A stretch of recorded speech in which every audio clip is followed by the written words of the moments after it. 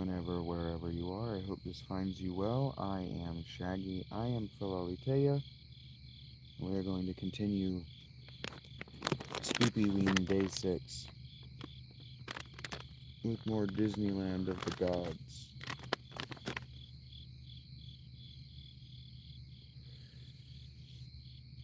But first, I need to clean my face. It itches real bad. And when it itches like this, it means two things. It means A, I've gotten oil from my hair on my face. I'm allergic to the oils in my hair. So I've transferred the oils from my hair onto my face. They get in my beard. I'm probably allergic to the oils in my beard as well. But certainly these oils around my ear and the back of my head have gotten on my face. So that's one reason that my face itches. The other reason my face itches is from stress. My face and then my whole body itch. And then when I get real stressed, I'll break out in hives all over my body. I'll just break out in itchy, horrible hives. Hey Eric, welcome back, buddy.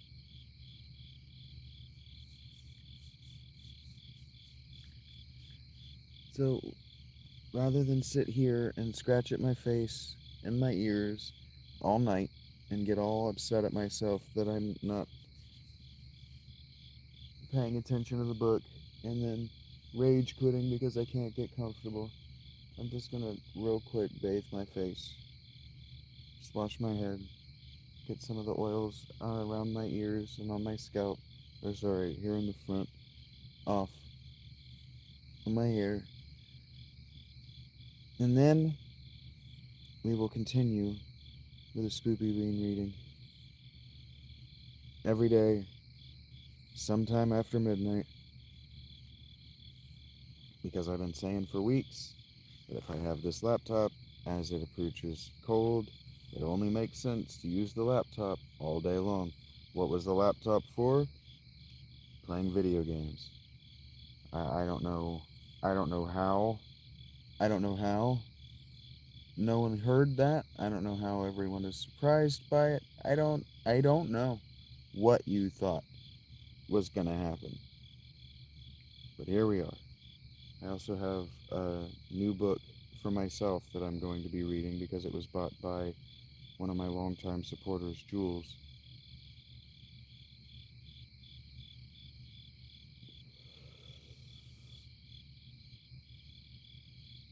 She also helped pay for my dinner today. So, thank you, Jules. You're the best. Trying to find $50 so I could buy a new pair of shoes. Minimum $50. The shoes I want are minimum $100, and they may not be easy to find. So there's that. What else we got? I got a new book for myself to read. I got these video games to play. I can go live doing that, and sitting here in front of this camera like this is intensely boring. But I've been saying that for months, so I don't know how we got from June to October without anybody picking up on me saying that. But here we are. And there they go.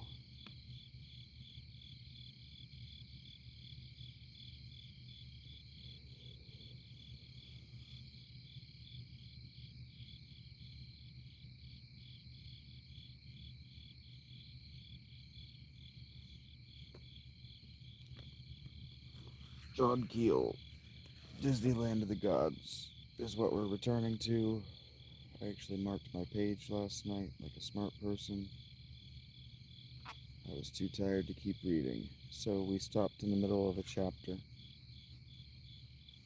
with the subtitle, Holes in the Ice.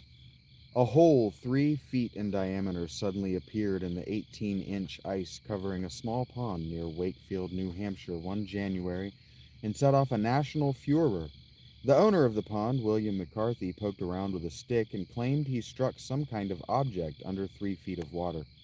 Puzzled, he reported his find to the local authorities and was quickly surrounded by civil defense experts, National Guardsmen, reporters, and television cameras. Efforts were made to pump out the pond, and some eyewitnesses claimed that National Guardsmen removed something and hauled it away on a truck. but the official explanation was that there was nothing there. Mysterious holes in thick ice are comparatively rare in the US, but are a common feature in UFO reports half a world away in Sweden. Known as HITIs, holes in the ice, they crop up annually in the frozen lakes of central and northern Sweden. Swedish scientists and military experts investigate them frequently in an atmosphere of sullen silence. 3 months before McCarthy discovered someone had punched a hole in his pond, I was standing in the middle of an isolated swamp in Sweden, staring at another mysterious hole. Representatives of the Swedish Defense Department were braving the damp cold in an attempt to pump it out. Since it was in a swamp, the faster they pumped, the more water gushed into the hole. In July 1966, a Swedish astronomer had reported seeing a bright object flashing over southern Sweden. He was able to calculate its trajectory and predict the place where it could probably impact. A few days later, scattered residents in that area reported hearing a sharp explosion. 2 months later, a hunter splashing his way through the swamp in Småland came across a 4-foot square hole that hadn't been there earlier in the year.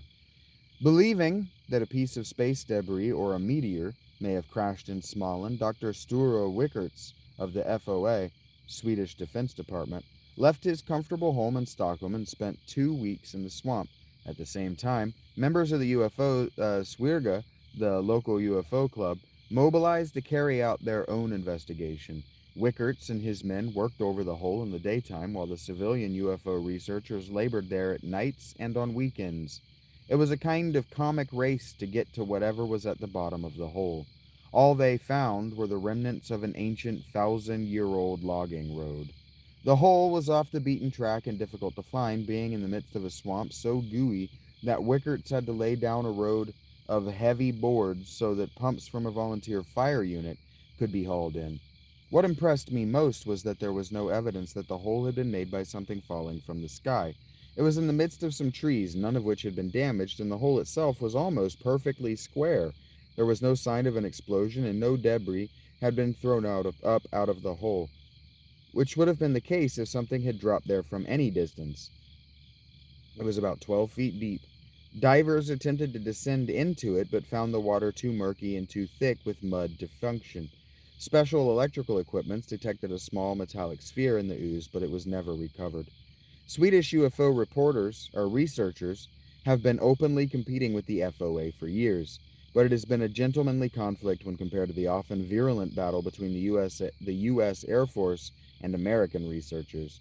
Dr. Wickert's predecessor, Dr. Tage Eriksson, was an advocate of the swamp gas and weather balloons explanations for UFOs, but Wickert seems to take the subject more seriously and avoids any grandiosely negative statements, perhaps because flying saucers are now taken very seriously by a large part of the Swedish population.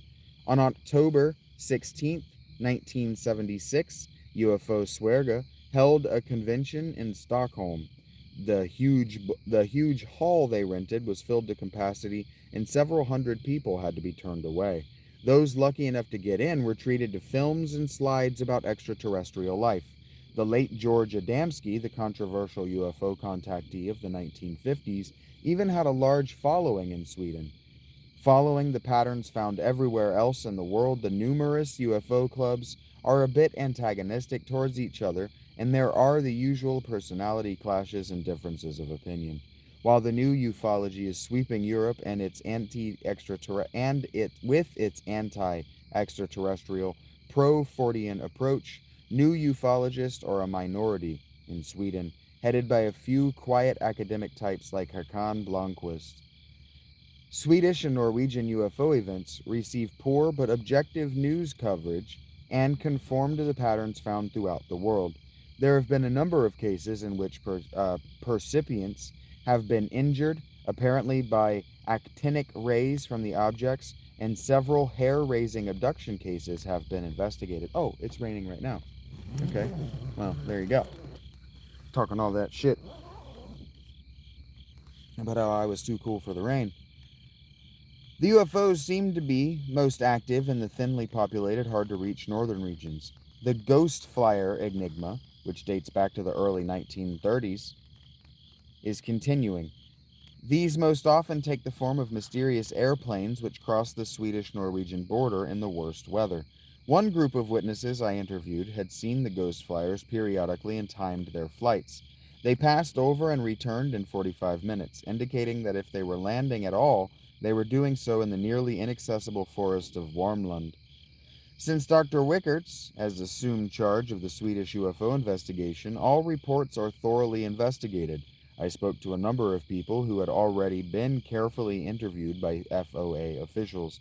The notorious men in black have also been active in Scandinavia for years, dashing about in big black cars and, on occasion, warning civilian researchers to drop their investigations. Phantom photographers have also turned up there, appearing unexpectedly to snap pictures of witnesses or investigators, then darting away.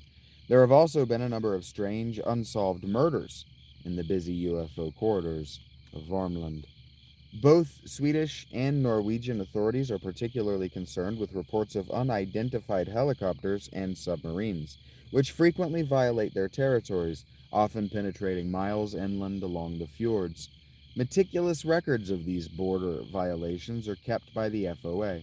Officials in Stockholm tell me they had reason to be convinced that the interlopers were not from the Soviet Union or the United States, the two logical suspects. When I deliberately mentioned a very obscure submarine incident that happened some years earlier, they instantly produced a large file containing the most minute details of the incident. Obviously, they are keeping a close watch on these matters. Flying saucer literature in all languages is freely available in the major cities of Scandinavia, and there have been a number of original books in the local languages, including several contactee accounts. Several well printed UFO newsletters and magazines are in existence there, and UFO events receive occasional television coverage. The television stations are government operated. Though weekly news magazines and tabloids are more apt to cover new submarine and ghost flyer reports than is the daily press. There is no censorship of UFO news, but, as in all countries, the military officials offer the press only the barest details. Sweden set up the world's first flying saucer bureau in 1910, following the Great Wave of 1909. Another major investigation was launched in the 1930s. I made an effort to locate the records of these earlier investigations but came up empty handed. The records are either lost or are anonymously filed away in some government depository. Aside from the ghost flyers, phantom submarines, MIB, and HITIs, Sweden has also had its share of Bigfoot sightings, and several Swedish lakes are well known for their sea serpents. It's worth noting that these same lakes also develop mysterious holes in the winter, and there's a rich lore of phantom boats and phantom boatmen, usually accompanied by luminescent phenomena. Norway and Sweden are countries where the sun never sets in the summer, but where it is a law that you must drive with your headlights on in the daytime.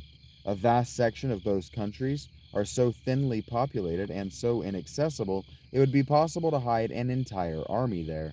In fact, the Norwegian military suspects there might be actual submarine bases some 3,000 feet below the fjords. One popular rumor claims the Germans began building such bases during World War II. If the bases still exist, someone might still be operating from them, but no one has an inkling of who that someone might be. End chapter. Chapter the next. An Idaho Triangle? T-shirts declaring I traveled the Bermuda Triangle are a hot souvenir in the Bahamas, and sooner or later there will probably be T-shirts announcing I survived New Jersey and I got out of Idaho alive. Warp zones with high accident rates are frequent disappearances are not confined to the famous triangle in the South Atlantic. Every community in the country has at least one dead man's curve or hazardous stretch of highway where several terrible accidents occur each year. Most of these places are well known to the local inhabitants and carefully marked with warning signs. But every state also has a patch of highway, usually a straightaway free from ordinary hazards, that produces several fatal accidents each year, much to the bewilderment of the local authorities. A few years ago, Ivan T. Sanderson was called upon to investigate such a warp zone in New Jersey. We know of similar places in New York and several other states. In West Virginia, we once investigated a strip of straight roads where, for no discernible reason, drivers were always veering into a river. Most of them drowned. Those who survived could not explain their actions. The 10-mile stretch of Interstate 15 between Ingham and McCammon, Idaho, is known locally as a mystery road because so many automobiles have suddenly become junk while trying to traverse it. Two drivers were killed there in a single month one summer, and there were 4 accidents within 4 days that July. The Idaho Highway Department and the state police have been gravely concerned with this seemingly harmless length of road for several years. Rumble strips to shake up sleeping drivers have been installed, along with special guardrails, patches of light and dark colored pavement, and other safety devices. The police patrols have been tripled there. Still, the accidents continue. 6 years ago, the police started taking statements from people who happened to witness the accidents. In most cases, the doomed drivers were proceeding normally at moderate speed when, for no apparent reason, they chose to swing off the road, often with fatal results. In one case, a truck carrying 2 men was following a car filled with highway engineers. Suddenly, the truck left the road, slammed into some rocks, and overturned. The 2 men survived and had no idea what had happened to them. The men in the car behind them saw no reason for the accident. Other survivors of crashes on the Mystery Road told the same story. One minute they were driving along leisurely, the next they were off the road and upside down with no recollection of what had happened. Medical tests of the victims have yielded negative results. The drivers were well rested and healthy. The police even tested for unusual gases in the area, and a wind speed study was carried out. No explanation for the accidents has been found, and none of the safety measures have worked. Probably the only solution is to build a bypass and close Interstate 15's haunted 10 miles forever.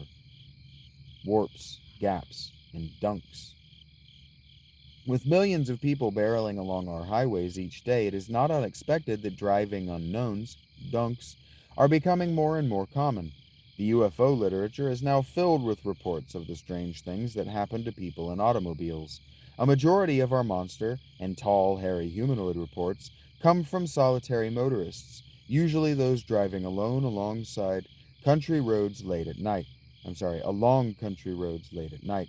In the average account, the car passes around a bend in the road and suddenly happens upon a landed UFO or a monster shuffling across like a chicken seeking the other side. Many of the classic episodes in the UFO annals began in this way.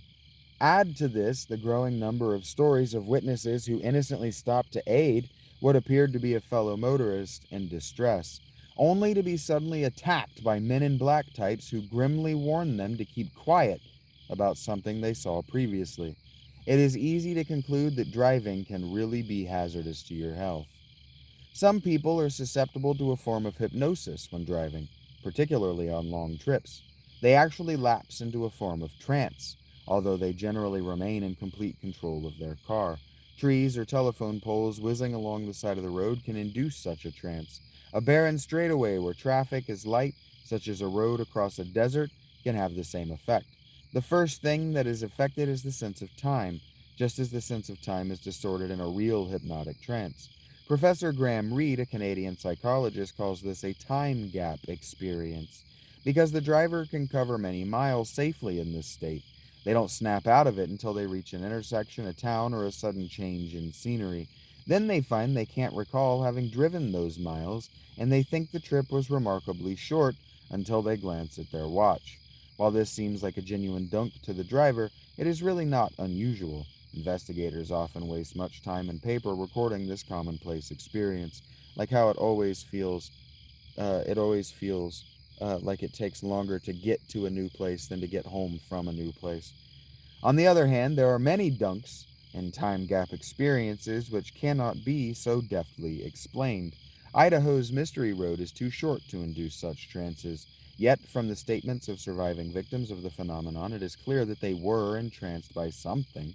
Whatever that something was, it interfered with their conscious minds and forced them to drive irrationally.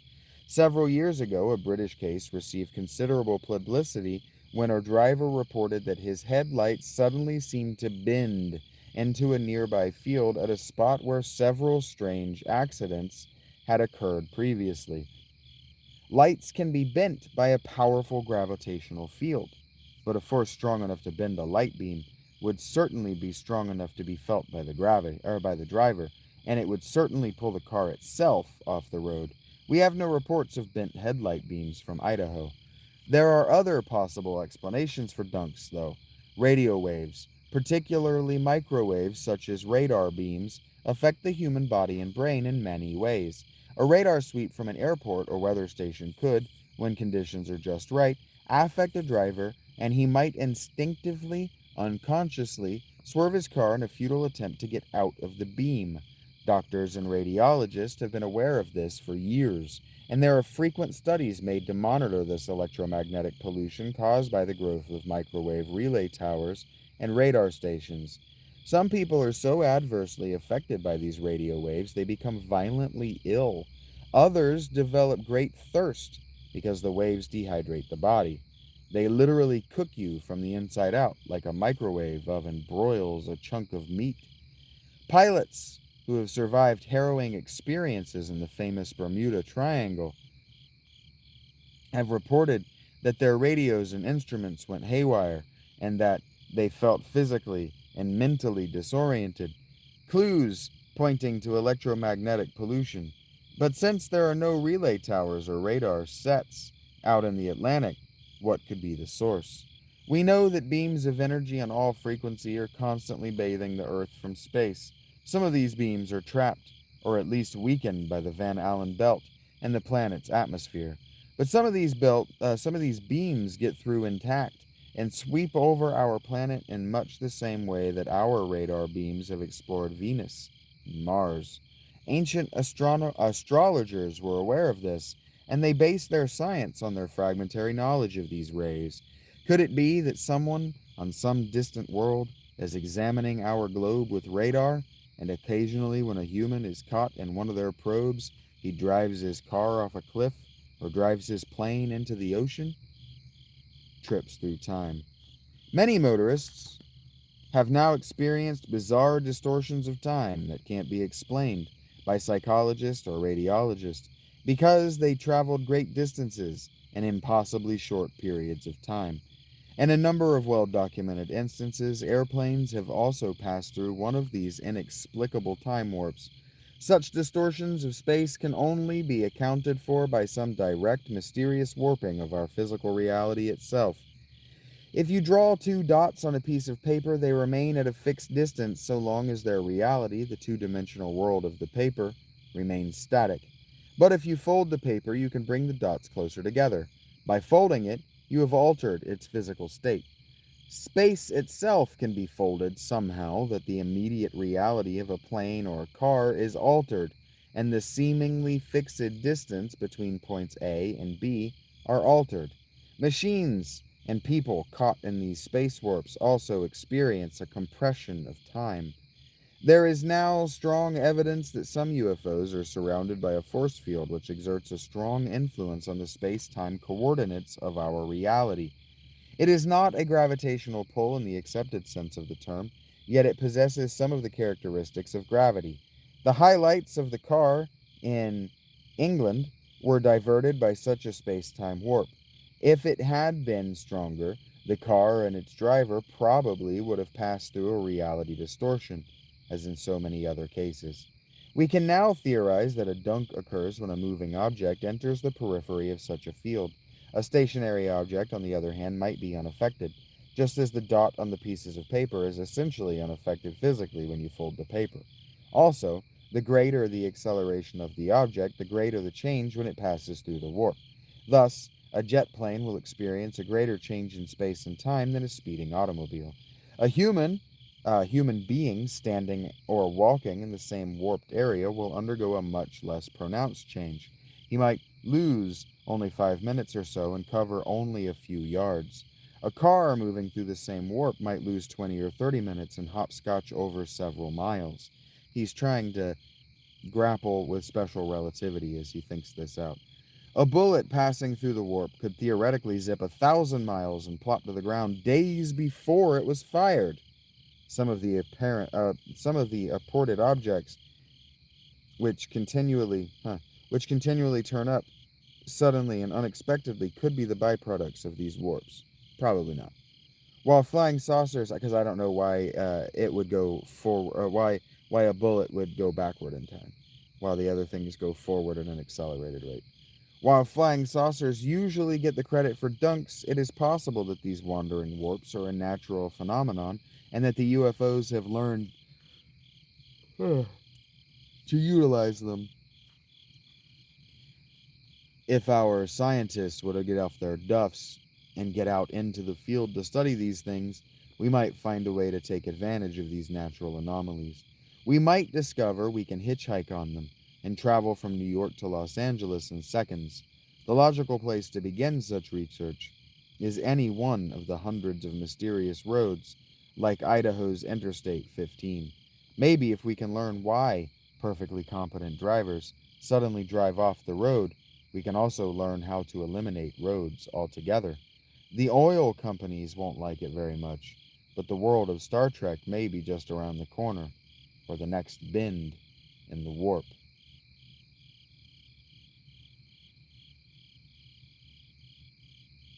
So anyway, end chapter. If anybody would like to comment on what we're reading, I've only been reading for a half hour. It doesn't make sense to stop just because I'm tired, but I am tired. But if we have questions, comments, whatever on what we're actually reading, we could sit, meditate on those for a while. But I can see that there are only two of you here.